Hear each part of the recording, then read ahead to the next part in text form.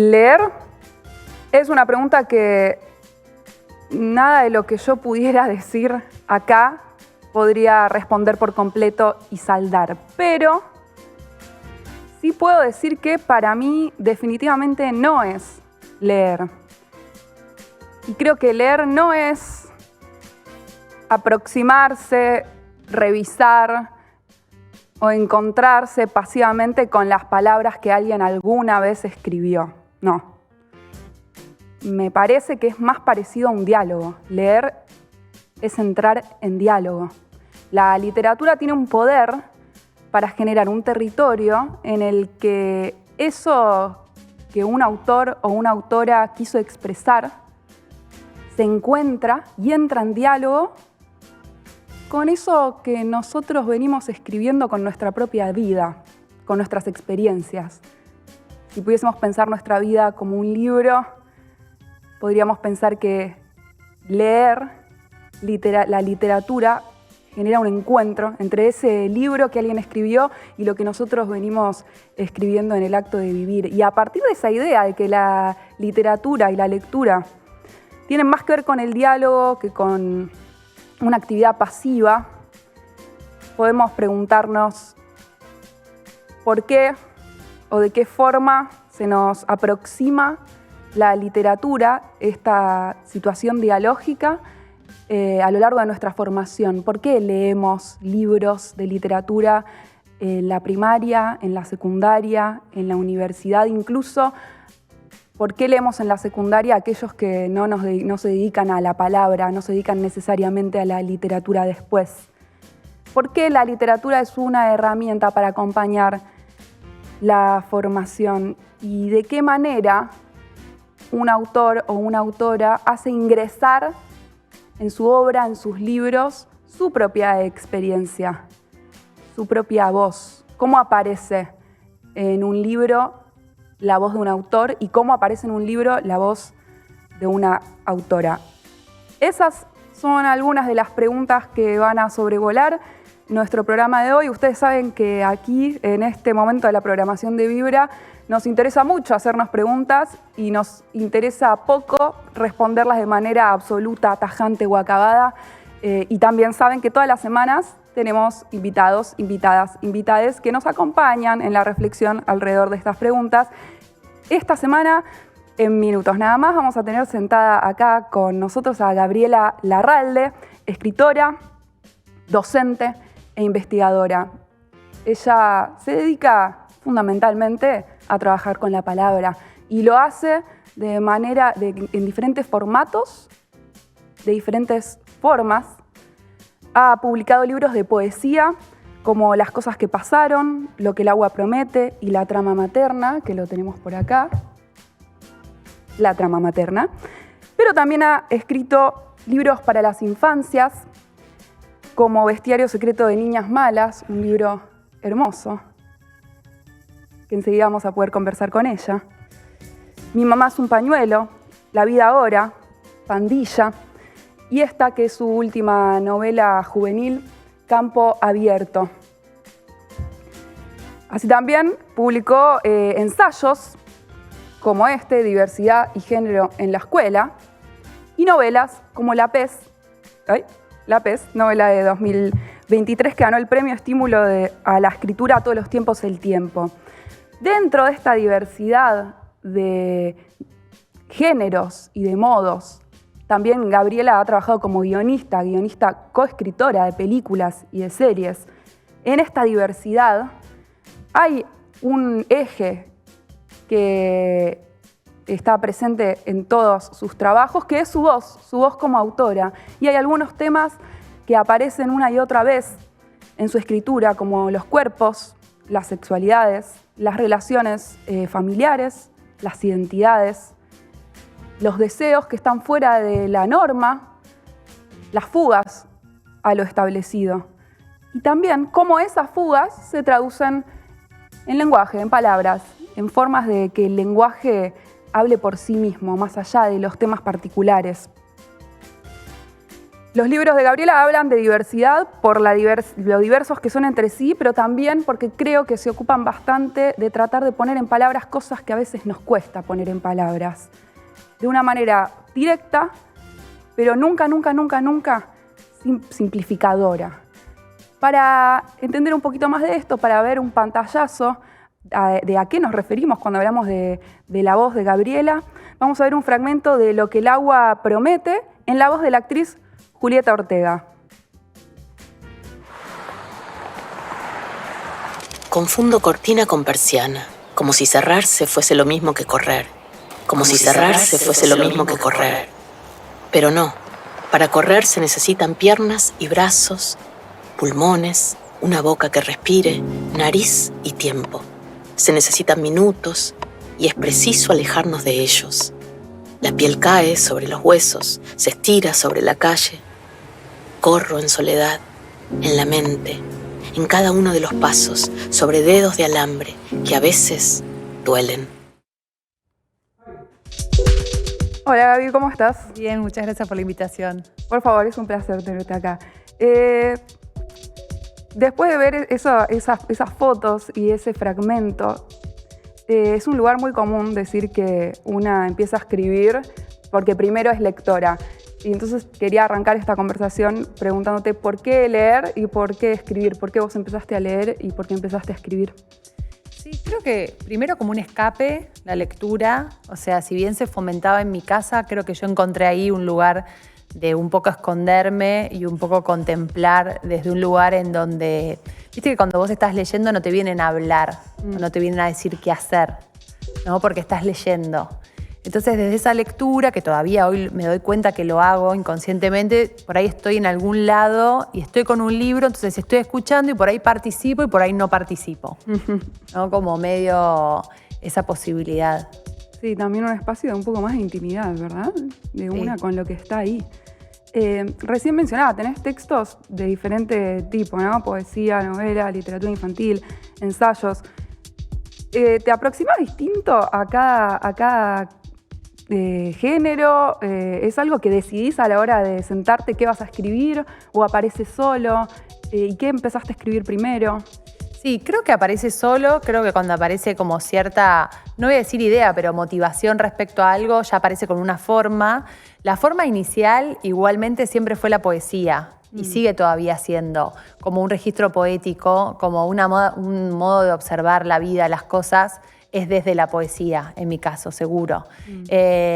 Cuando es poesía es como que no hay máscara, soy yo, ¿no? Es como una cosa mucho más directa. Cuando aparece el cuento, aparece la novela, ahí sí, como puedo aprovechar para crear personajes, situaciones, tramas, historias, en donde, no sé, yo estoy presente pero de otra forma, tal vez más espectadora, como tengo más control de algunas situaciones. La poesía es como sin máscara, es como no sé, lo que me pasa. ¿Y en qué decís que consiste esa forma de mirar la vida más cercana a la poesía? No, creo que en dificultades, en un montón de dificultades, por ejemplo, espaciotemporales. Hay veces que estando en una conversación, a mí me lleva varios días después entender qué pasó, por qué me sentí incómoda o qué estuvo raro. Me lleva una impresión, como una cosa atmosférica, pero no soy una persona que en el momento te va a poder por ahí discutir una idea, que tiene que ver con algo emocional, ¿no? Algo político, digamos, sí voy a poder. Pero en general, la escritura para mí viene como una especie de ayuda a imposibilidades, a cosas que me cuestan, por una sensibilidad mayor, por, no sé, porque soy distraída también, soy muy distraída, entonces también hay cosas que en el momento como que no las estoy escuchando o entendiendo bien y después se me arman escribiendo. Claro, escribir te permite también tomarte otro tiempo, ¿no? Para procesar y para encontrar palabras. Sí. Ponerle a cosas que por lo general parecen no tener palabras preasignadas, ¿no? Hay sentimientos, hay experiencias que son de más fácil acceso a través de metáforas o de ese hueco que uno puede armar con el tiempo que requiere la escritura. Sí, y más complejidad, porque también estamos en una época donde todo tiene que ser opinar ya sobre todos los temas, ¿no? Con inmediatez y con como una especie de solidez que a veces no te lo da el inmediato, te lo da justamente el tiempo. Como que hay algo del tiempo, del pensar algo, del procesarlo, de unirlo con otras cosas que te pasan, que te da como otro entendimiento y otra posibilidad. Es muy difícil, creo, hoy quedarse en el no sé. Como que ¿cuántas veces estás con alguien que te dice, no sé? Claro, todos queremos chapear que algo sabemos. Sí, o incluso mismo sobre qué vas a hacer, no sé. Y sostenerse en el no sé un tiempito, ni siquiera estamos diciendo muchísimo, ¿no? Pero no sé, no lo tengo decidido todavía, voy a ver, ¿no?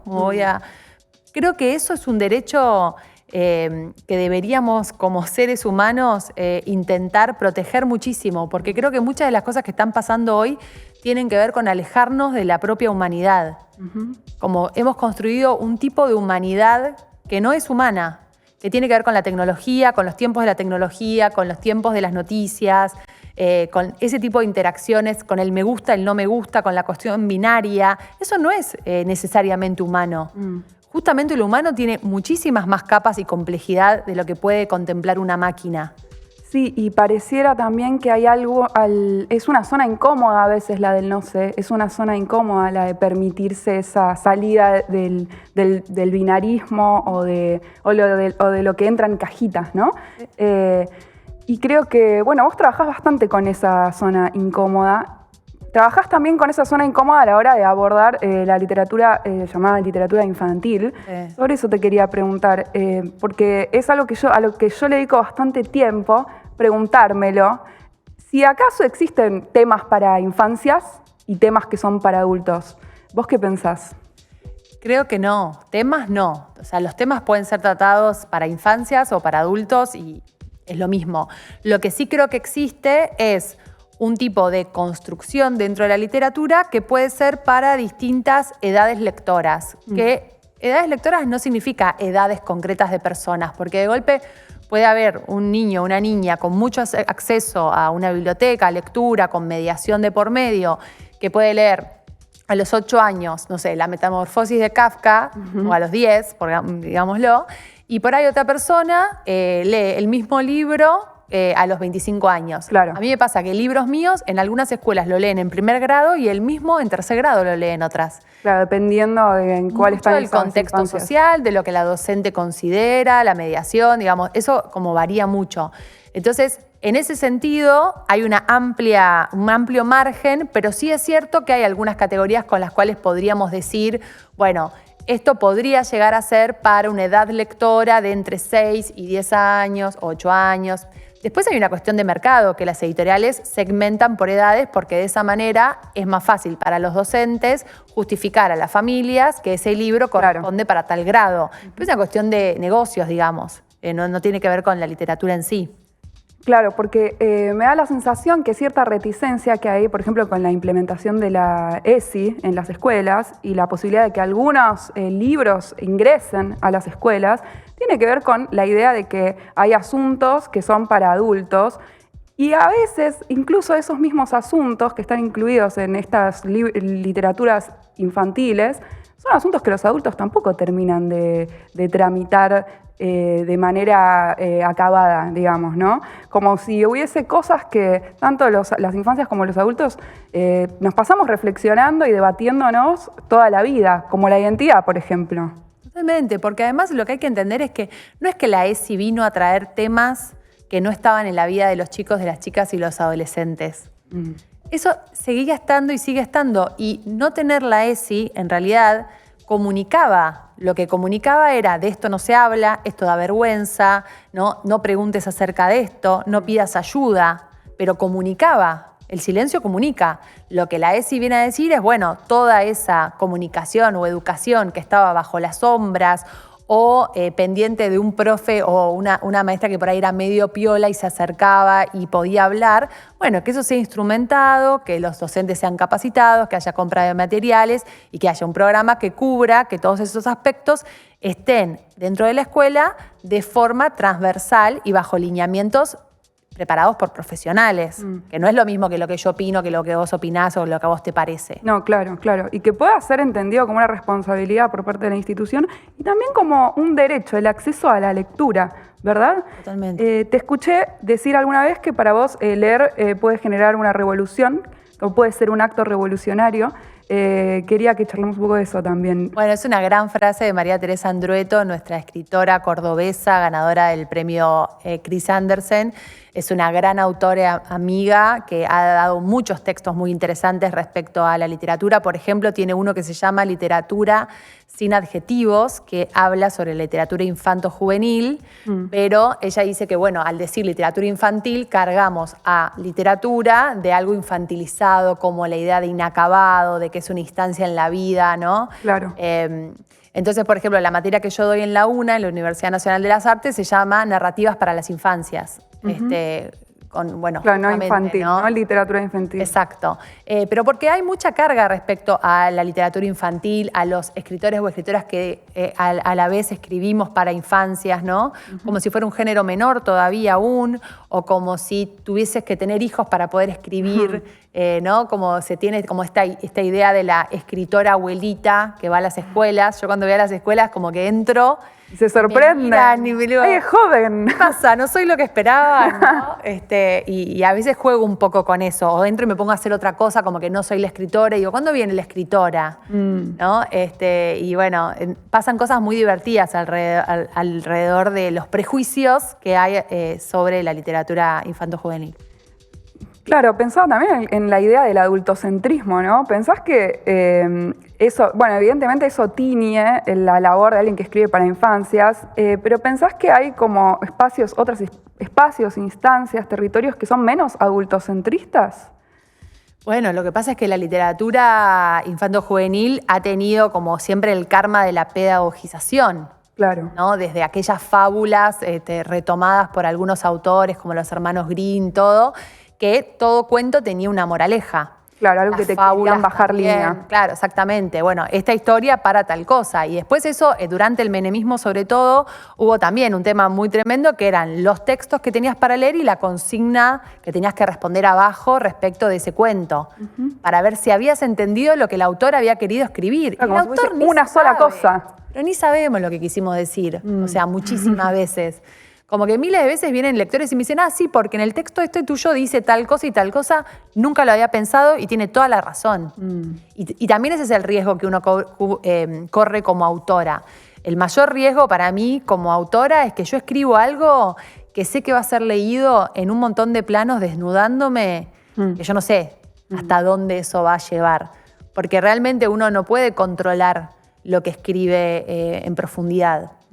Entonces, no sé, aparecen deseos tuyos, miedos, perversidades, o sea, un montón de cosas en la escritura. Y bueno. Se te revelan a vos también. Sí, o que no, porque yo por ahí no los miro tanto, los dejo pasar, pero sí a los lectores, que después vienen y te lo dicen. Bueno, ahí está, es un diálogo infinito también, y también de vos con vos misma, supongo. ¿Te lees pasado el tiempo a vos misma? A veces me leo, por ejemplo, a ver, estoy pensando, en lecturas a las que voy, a las escuelas, me leo ahí porque Claro. le leo a los chicos, y siempre hay instancias donde sí, te lees porque te piden que por ahí menciones un fragmento de tu novela o grabes un video, pero no así de llevarme el libro a la cama a la noche y leer, no, eso no. Es raro, ¿no? Debe ser raro. Sí, no es que esté en contra, digamos, pero no me pasa. Porque en general siempre estoy con algo nuevo, entonces como que tengo la cosa puesta en lo nuevo. ¿Y con qué estás ahora? Estoy con varias cosas. Estoy con una novela de juvenil que se llama Batalla de Rap, que es un poco como el origen de las batallas, pero en una escuela secundaria. Una chica y un chico que empiezan a hacer freestyle, a rapear, y bueno, tienen ahí a sus ídolos, ¿no? Como, qué sé yo, Sara Socas, Maritea, Woz, bueno, De Toque, digamos, todos los que hoy son músicos también y cantantes. Y es un poco de cómo eso empieza, pero a la vez también es de cómo encontrar tu voz, ¿no? Cómo poder hablar. ¿Cómo elevar la voz? Yo me acuerdo de hablar con amigos que están en ese mundo y que hacen eso y que les fue muy importante que en algún momento algún par le dijera, che, levantá la voz. Qué bueno, lo voy a sumar. Data. Sí, estoy con esa, estoy con un libro para más chiquitos, digamos, que es un libro álbum, que es un poema largo, rimado, muy largo. Y después estoy con una novela que es un poco viene en la línea de La Pez, de una trilogía que tengo pensada, que bueno, que se mete más con los cóndores. Eso es lo que te puedo decir. Mira, ¿querés contar un poco la trama de La Pez para quien no Sí. la conozca? Es preciosa la novela. Bueno, gracias. La novela La Pez es una mujer aborigen, anfibia, que es encontrada en el Río de la Plata por unos conquistadores españoles, allá por la conquista, la capturan y se la llevan a Europa para investigarla. Y bueno, la reina Isabel, en ese momento muy interesada por las especies sirénidas, va hacia el centro naturista para intentar conocer este espécimen y empieza ahí un debate de quién es la pez, quién se la va a quedar y qué va a pasar con ella, que además descubren que está preñada, que está embarazada. Es re interesante el título de la novela, por eso yo me quedé pensando bastante en esto como, bueno, hay un trabajo, como vos reescribís de alguna forma la conquista en esta novela, reescribís el mito de la sirena, sacándolo como el imaginario romántico europeo original. La pez es una mujer anfibia, pero tiene piernas y tiene sexo, no tiene una cola de sirena. Y también reescribís cómo los mismos conquistadores o cómo la reina Isabel podrían haber escrito, ¿no? Sí. Mezclás un montón de cosas, un cóctel armas ahí, es muy lindo. Fue re difícil hacer eso porque, digamos, naturalmente lo primero que escribí fue como en una lengua más castilla, como en un español antiguo, ¿no? Y la verdad es que no se me hacía natural, parecía como una cosa impostada, como querer recrear una época. Era como muy complicado eso. Por otro lado, tampoco podía escribirlo desde un lugar nativo, ¿no? Había como una dificultad ahí de qué lugar ocupar, en qué lugar pararme. Y bueno, terminé encontrando esta voz. Primero lo tenía escrito en tercera persona y cuando apareció la voz del almirante, que era una primera persona y que me pasó después de ir a Islas de Apipé y estar en contacto con mucha gente correntina y agarrar muchos modismos, se me pegó algo de lo correntino, algo del campo también, del cual también vengo. Y entonces creé un propio lenguaje que ahí me sentí cómoda y lo que traté de hacer es construir el verosímil, más que la idea de la verdad, ¿no? De cómo hablaban. O sea, eso no funcionaba. Funcionó cuando yo creé un sistema que una vez que vos entraras, ese verosímil se sostuviera, digamos. Cuando encontré la voz del almirante, fue espectacular y un bajón, porque tenía que reescribir todo, porque después de esa voz del almirante no me podía ir una tercera persona, porque era como cuando vos escribís en primera tenés una cámara que está muy cerquita, así como un primerísimo primer plano. Y cuando te vas a tercera persona, te vas como a un plano general muy largo y te alejás al lector de la vivencia, porque la primera persona te permite como saber si le duele la panza, qué siente, cómo Claro, ve. todas las afecciones, los sentimientos, las emociones, el cambio, la transición. Exacto. Entonces vos podés pasar de una tercera persona, irte a una primera persona, porque está escrito en 4 partes, pero es mucho más complicado estar en una primera persona e irte a una tercera, porque hay una especie como de traición yo sentía al lector. Entonces tuve que pasar todo lo de la reina a primera persona también, y ir a encontrar la voz de esa mujer, y bueno, todo ese trabajo. Así que la reescribí bastantes veces la novela. Pero es vale la pena ese arduo trabajo de la reescritura porque creo que es una gran potencia la novela poder acceder a esas diferentes voces y poder seguir el rastro de tu propia voz entre esas voces. Qué bueno. Porque está ahí. Y entonces estás laburando en una segunda entrega de una potencial trilogía que tiene que ver con la pez. No aparece la pez ni nada, pero me pasó leyendo el otro día en casa Brandon que Gaby Borrelia Sara vino y me dijo, pero esto es esta es la segunda parte de la pez. Me dijo, esto es una trilogía que me dijo algo así como la construcción de la bestia país, me dijo. Y me encantó pensarlo así, porque, bueno, tiene que ver con el sur del país, otra época, pero que no es actual, es una novela de época, y hay un bicho que es el cóndor, y tiene muchísima presencia. Entonces hay algo ahí que se está armando que a mí me interesa acerca de revisar el pasado nuestro como nación y acerca de lo animal también entendido en vinculación con lo humano, ¿no? Como qué es lo humano, qué es lo animal. Justo hablábamos un poco recién de eso, ¿no? La idea de humanizar. Hay algo muy impresionante que pasa con algunas aves, con el cóndor pasa, que un cóndor si es criado desde muy chiquito por personas o si se lastima y las personas lo cuidan y lo tienen en cautiverio, se impronta. Eso significa que deja de considerarse animal y pasa a considerarse humano.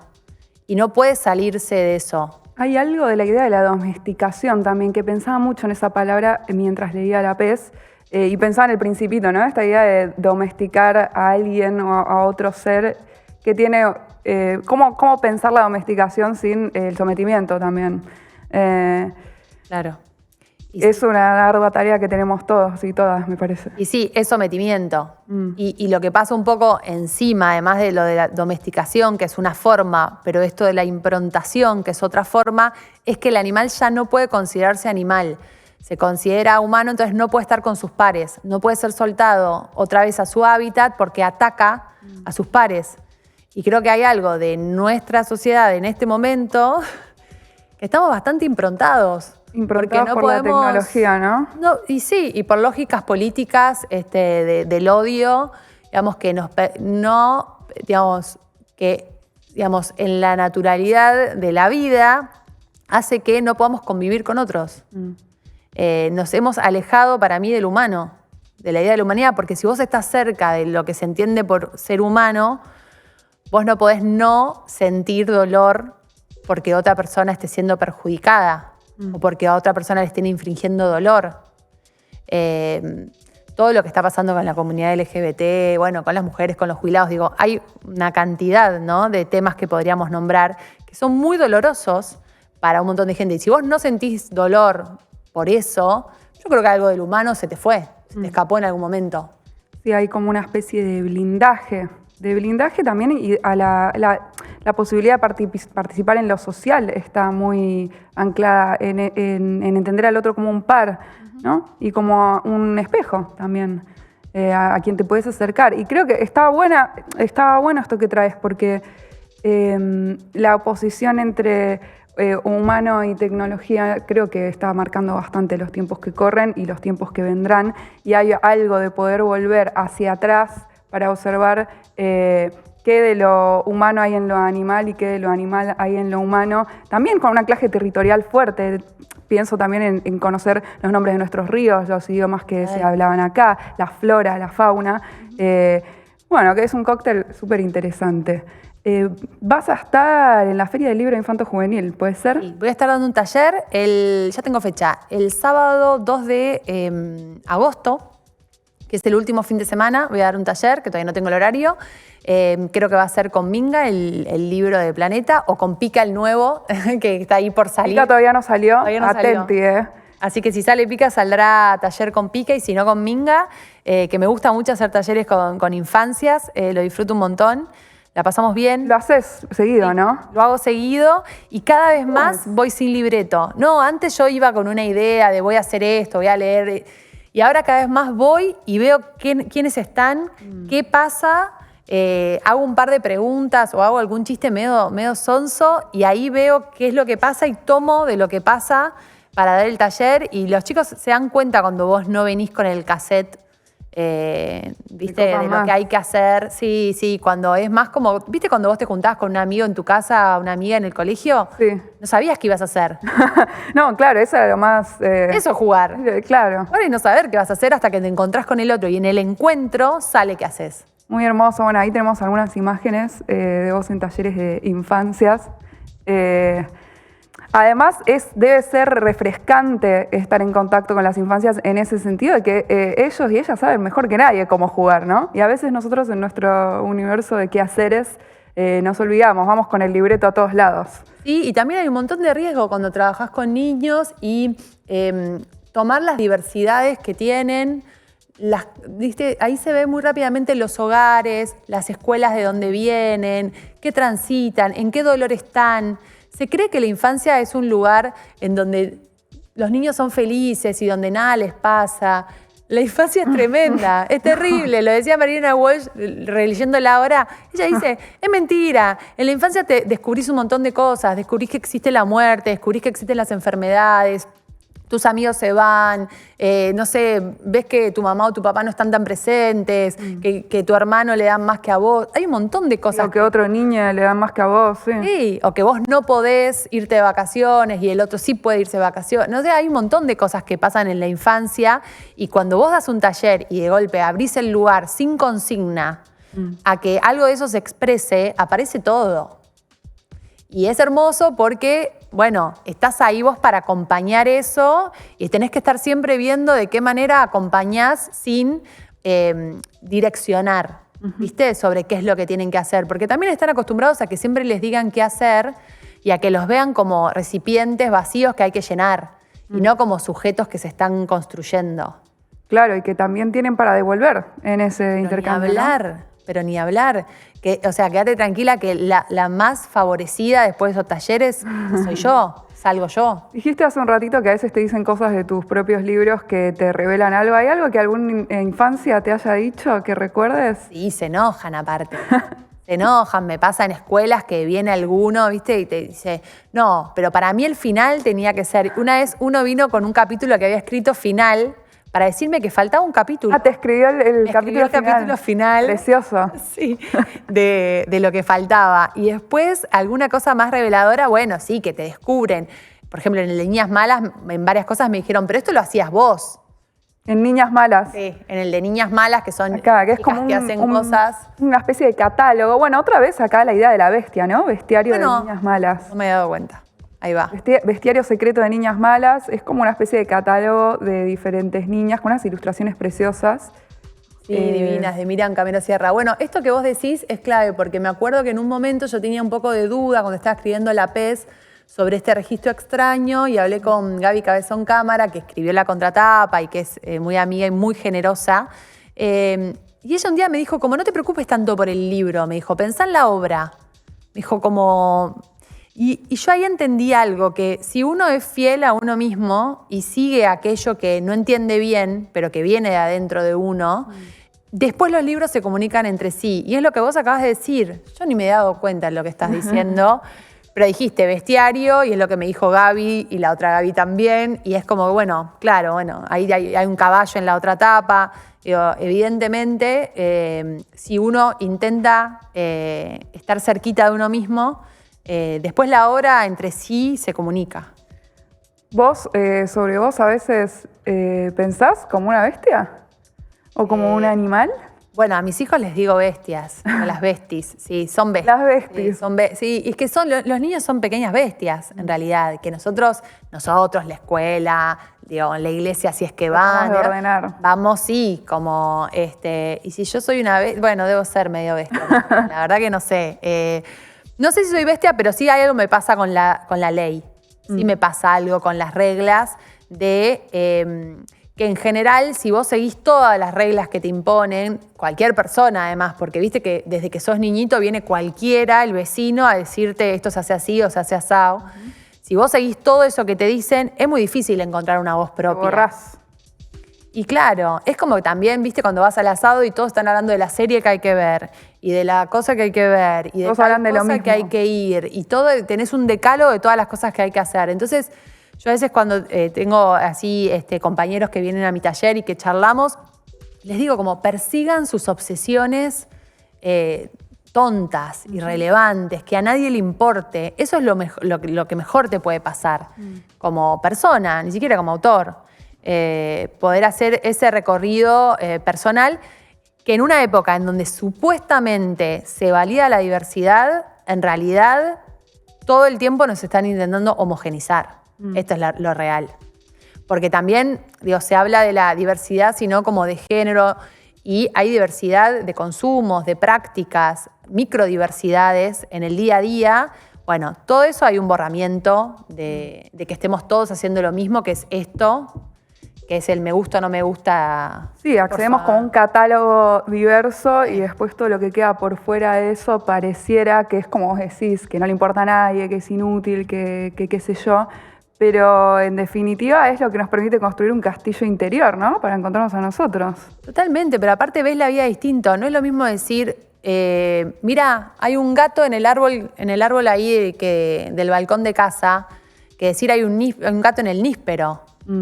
¿No? Que entonces vos decís níspero, entonces yo ya sé qué frutos tienen, qué mes tiene esos frutos, cómo es la hoja, cómo es el tronco, dónde podría estar parado ese gato, ¿no? Es realmente cómo ves la vida, cómo ves el mundo, tu aproximación a lo sensible. Y volviendo un poco a lo de la literatura, como leer como un acto revolucionario, Sí. ¿qué libros causaron en vos Si se te viene alguna a la Un mente, montón. Pequeñas revoluciones. El primero de todos, La Metamorfosis de Kafka, lo leí y me puse a llorar. Me parecía algo tan tremendo que su familia lo dejara de querer porque se había convertido en un insecto, especie de cucaracha, que tengo el recuerdo de ir con el libro a donde estaba mi mamá a decirle, si yo cambio, si yo soy distinto, me van a dejar de querer. Me pareció eso como muy fuerte, ese libro puntual. Después, el Martín Fierro... Yo lo leí también de chica entero y también me generó como mucho impacto. Wow. Lolita, de Nabokov, también me generó mucho impacto. Todavía hoy me parece que es un libro tremendo. ¿Qué otros libros me...? Bueno, después, qué sé yo, María Elena Walsh también, Dailam Kifki, me acuerdo Dailam que Kifki, sí. me A mí también. divertía, me reía mucho con eso. Socorro, los de Elsa Bornemann, los Socorro me volvía loca, me daban un miedo tremendo y una fascinación. Y después, bueno, empecé como Agatha Christie, Ray Bradbury, ¿no? Como levantando ahí... A mí Crónicas Marcianas me cambió la vida en su momento. Claro. Creo que hoy mucho de lo que observo de la realidad en relación a cómo parece que la ciencia ficción va atrás de nosotros, esa obsesión nació con Crónicas Marcianas en su momento. Bueno, y hablando de ciencia ficción y hablando de esto que hablamos de lo humano, de la máquina, de lo animal, les hago una recomendación. Vuelvan a ver Terminator 2. Si no la vieron, la terminé ayer de ver. Mirá, yo no la veo hace un rato, pero... Tiene una actualidad total. Y Matrix también. Matrix sí la Matrix remiré también. hace poco y es interesante lo que pasa ahí con este héroe que parecía raro por estar todo el tiempo conectado a internet y ahora Claro. es al revés, ¿no? Somos todos Neo.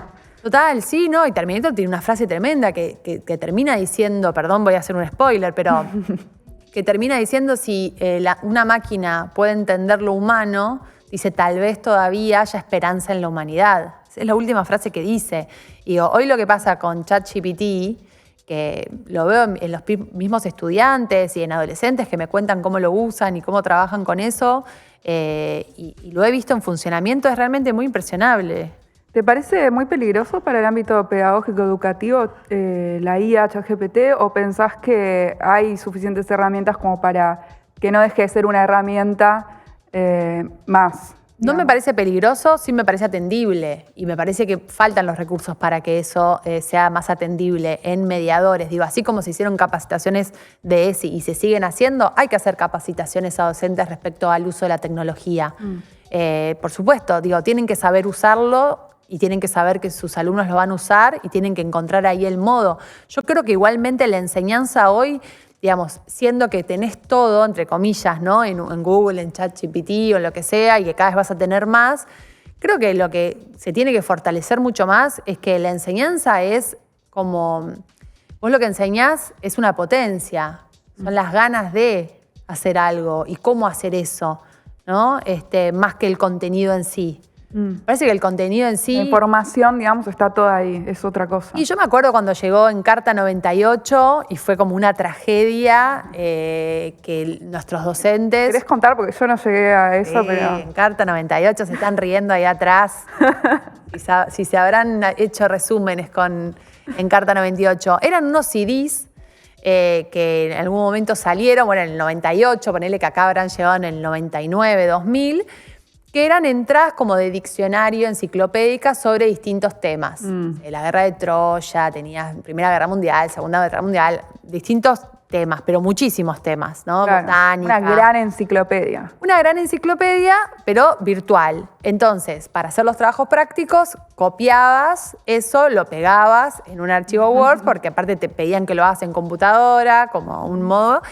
Y bueno, y lo que ahí hacíamos era resumirlo, cambiarle algunas palabras para que no se dieran cuenta, agregarle alguna línea entre 5 adolescentes. Imagínate lo que era eso. Muy lejano a estudiar, uno diría, y muy cercano al trabajo que uno hace con otros, construir saber entre otros. Creativo, definitivamente. Bueno, ponerte de acuerdo entre 5 de cómo vas a hacer un trabajo, que hay uno que siempre hace menos, que hay una que siempre hace más, que hay una que no quiere que nadie opine, que hay otro que quiere opinar y que quiere poner otra cosa. Bueno, eso es parte de la construcción de conocimiento. Por eso me parece que hay que como correr un poco la idea de la enseñanza simplemente como un docente que le enseña a un estudiante y entender más que lo que se construye en un aula o lo que debería construirse, creo yo, es un conocimiento, la construcción de conocimiento compartido. Yo me doy cuenta muchas veces en la universidad que hay estudiantes que, entre comillas, aprenden o generan conocimiento a partir de lo que yo digo.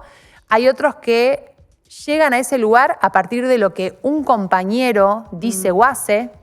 Hay otros que llegan leyendo solos en sus casas porque no les sirve por ahí lo que yo diga. Hay distintas formas y cuanto antes el estudiante o la estudiante pueda internalizar cuál es su modo de aprender, mejor va a ser para esa persona porque eso es trabajar después. Por ejemplo, yo tengo un cuento. ¿A mí qué me sirve? ¿Escribir la primera versión y dártela a leer? ¿O me sirve antes que escribirla, contártela y después escribirla? ¿O me sirve tener 5 versiones y recién ahí mostrarlo? Si yo conozco eso de mí misma, que a mí me sirve, que no es lo mismo que a vos, voy a pasarla mejor en mi trabajo, voy a ser más efectiva, digamos, a lo que yo quiero lograr. Eso se aprende cuando estudiás. Claro. No Esa es la instancia de aprendizaje. Pero no está hecha la conexión entre el mundo del estudio y el mundo del trabajo muchas veces. Pero el mundo del estudio hablo de la secundaria, no estoy hablando de la universidad. Sí, la instancia pedagógica en general, digamos. La instancia pedagógica en general. ¿Cómo no es aprendo formación de información, sino formación de dinámicas, de cómo aproximarse a los otros, de cómo estar con otros. ¿Qué Y cómo entrarle a un material también, ¿no? Claro, ¿me pone nerviosa el examen oral o me resulta más fácil? ¿Prefiero el escrito? En el escrito, ¿escribo mucho? ¿Escribo poco? Por ejemplo, estudio con un compañero. Yo leo una vez y me queda, y el otro tiene que leer 2 veces y subrayar una tercera y ahí le queda. ¿Me queda más la información cuando lo hablo con alguien o necesito estar en silencio? A mí, por ejemplo, toda la vida me dijeron que no tenía que estudiar mirando tele. Y yo, toda mi vida, todo lo que hago es doble. Es una cosa... Sos muy multitaskera. No, es que a mí me viene bien el lío de fondo, porque me crié con muchos hermanos en un contexto. Entonces, yo me pongo a escribir. Si mis hijos están gritando atrás, jugando, para mí es mucho mejor. Si estoy sola en casa y tengo la hoja en blanco, me pongo, no sé, a regar las plantas, me distraigo. Sí, también poder autonomizarse, poder tomarse en serio y validar las propias necesidades, las licencias que uno necesita para hacer cada cosa. ¿Pero te sirve irte a estudiar un bar? Bueno. A mí me resirve irme a estudiar un bar. Ahí va. Mucho más que en mi casa. Debería haber, idealmente debería ser un concepto transversal, pero debería haber una materia en donde uno pueda internalizar. No, porque la materia que existía cuando yo era chica era una que te enseñaba a hacer cuadros sinópticos, resumir, como prácticas estudiar, de eso. Pero una forma de estudiar muy concreta, que todos tenían que hacer igual, ¿no? Sí, o con variaciones mínimas, como bueno, por ahí a vos te sirve más cuadro sinóptico y a vos te sirve más resumen. Pero no en la indagación propia de verdaderamente cuál es esa forma. Y bueno, tal vez la tecnología, estos avances de la tecnología abran la posibilidad a eso, a que ya no es memorizar datos, sino conectarlos, tener un criterio propio, tener un criterio con otros. Porque también muchas veces está mucho el individualismo de, bueno, ¿qué pienso yo respecto a esto? Bueno, ¿qué pensamos respecto a esto? Sí, cómo es compatible lo que pienso yo con lo que pensás vos. ¿Qué es eso que nos está faltando tanto? Claro, ¿puedo escuchar al otro que piensa distinto? ¿Y qué me sirve de lo que el otro piensa distinto? ¿Qué me puede hacer dudar de lo que yo pienso o considero? O por lo menos entender por qué esa persona lo piensa de esa manera. ¿En qué mecanismo lógico llega a ese lugar? ¿Bajo qué paradigma, digamos, llega a ese lugar? Que puede no ser el que yo pienso, quiero, defiendo, pero bueno, que es un espacio, es un lugar. Eso me parece clave.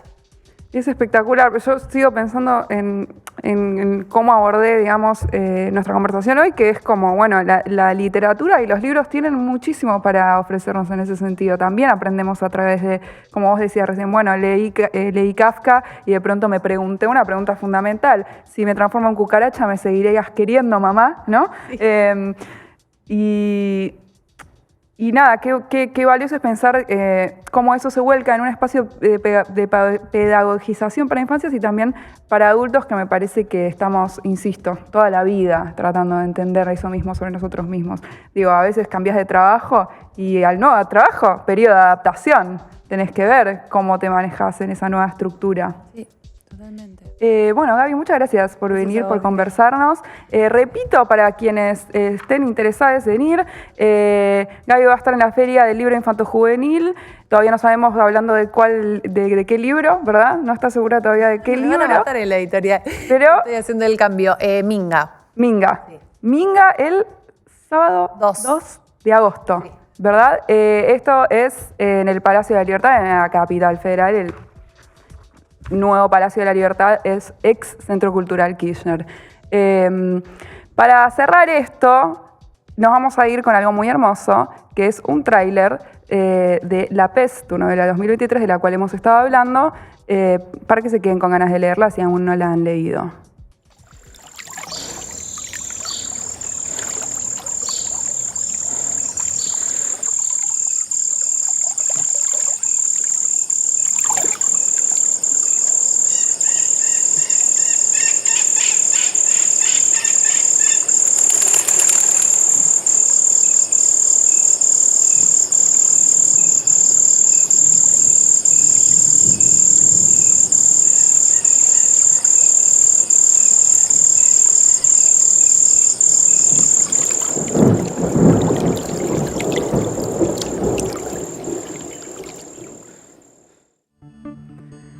Hay temas que nunca terminamos de aprender, esa es la verdad.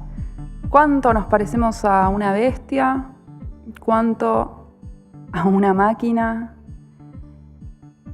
¿Qué pasa con la muerte? ¿Qué pasa después de la muerte? ¿Cómo se producen las emociones? ¿Qué es el amor? ¿Qué pasa con la sexualidad? ¿Qué pasa con la vejez? Nunca terminamos de tramitar, de asumir, de tener una respuesta absoluta respecto a estos temas. En estos asuntos, todos somos libros a medio escribir. Recién charlábamos, hay quienes se indignan con la Ley de Educación Sexual Integral porque piensan que habitar temas como el cuerpo, el deseo, el consentimiento, la diversidad, la expresión de género, el abuso, son cuestiones reservadas para los adultos. Pero la verdad es que hay un montón de adultos que no tienen tan claros estos temas, que se pasan toda su vida rondando estos temas, dándole vueltas a los asuntos, ya sea desde la negación o de la indignación, el odio o la represión, o ya sea desde la comprensión, la vulnerabilidad, la voluntad de construir un futuro mejor, en el que algunos de estos temas no sean un tabú y puedan ser entendidos como parte de los derechos que tenemos todos y todas. Por ejemplo, nombrar un abuso, nombrar una situación de incomodidad, expresar nuestra identidad libremente, ser libres también para no tener tan clara y cerrada nuestra identidad y entonces poder cambiar y aceptar esa transformación. Eso también es un derecho. Y para trabajar con todas estas cuestiones, que no es que los niños no las tengan resueltas, los adultos tampoco las tenemos resueltas, y esa es parte de la gracia de vivir, que permanezca algún misterio, que nosotros permanezcamos conscientes de que hay cosas que nunca vamos a terminar de comprender o de cerrar definitivamente, ponerle un moñito y decir, sobre esto ya pensé todo lo que tenía para pensar. Para eso naturalizar es muy importante, naturalizar que hay temas como la muerte, el deseo, la vida, el amor, la vejez, que nunca vamos a terminar de cerrar, que son complejos y son delicados y son ambiguos y tienen claroscuros y así está bien. Naturalizar también que la identidad puede ser fluida, puede ser cambiante y que depende muchísimo de la relación que nosotros podamos tener con nosotros mismos, con nosotras mismas y con los otros, con el mundo exterior y con el mundo interior. Naturalizar ese espacio fluido. Naturalizar también que cuando hay un abuso o cuando hay una violencia, hay que nombrarlo, es importante nombrarlo, poder nombrarlo, porque nombrarlo es un derecho y es el primer paso para hacer que ese derecho se cumpla. Este trabajo de naturalización tan importante en las infancias es también importante el resto de nuestras vidas. Es importante en la infancia porque la infancia es un momento de mucha apertura, de mucha disponibilidad. Por eso dicen que los niños son como esponjas. Es entonces cuando, laburando esta naturalización con las infancias, que podemos empezar a construir otras generaciones en las que haya menos trabas, en las que haya menos tabúes, que puedan ser capaces de asumir que hay misterios que no se van a resolver, de asumir que sus identidades dependen de su propia relación consigo mismos y con otros y que pueden transformarse y que tienen el derecho a expresarlas libremente y con más herramientas para dialogar entre sí y respetarse. Pero también es importante para nosotros, los adultos, que no tenemos todo resuelto, que somos frágiles, que somos vulnerables, que a partir de un momento empezamos a transitar lutos, que muchas veces andamos perdidos y perdidas y perdides y que en muchas instancias somos como niños y hay que poder preservar eso, poder ser a veces como niños. La literatura, el acto de diálogo que es leer, sentarse frente a un libro y leer, puede ayudarnos en esa tarea, puede hablarnos de todo eso, puede recordarnos que también tenemos problemas para nombrar cosas, pero que al leer a alguien más que las nombra, esos impedimentos pueden empezar a fracturarse. También tenemos problemas para asumir abusos, también tenemos problemas para entender misterios. Pero la literatura, con su gran magia para hacernos entrar en diálogo, abre un espacio para que dialoguemos con eso. Las revoluciones, como citaba Gabriela Larralde, las revoluciones que pueden producirse a partir del acto de la lectura, duermen en esos libros que encuentran maneras de expresar estas cosas difíciles de nombrar, de expresar una visión sobre el mundo que incorpore esas cosas y que no necesariamente nos baje una línea, que no necesariamente nos dé una moraleja. Es en esos libros, en esos espacios, como los de Gabriela, que se abre ante nosotros una forma de mirar distinta a la nuestra, que nos revela algo de nosotros mismos, algo que antes no veíamos. Eso produce movimientos que se pueden transformar en grandes revoluciones íntimas, internas, y también compartibles con la comunidad, con los que tenemos al lado. Nos hace pensar, activa mecanismos de producción de sentido, nos enfrenta a nuestra propia mirada para que podamos hacerle preguntas y, con mucha suerte, también transformarla. No hay nada más valioso que eso, no hay nada más valioso que recordarnos a nosotros mismos que la vida está llena de misterios y que esa es su gracia, que la vida está llena de problemas y que esa es su gracia y que siempre, siempre, siempre, siempre hay cosas para aprender de nosotros mismos y de los demás. Y que me vengan a buscar.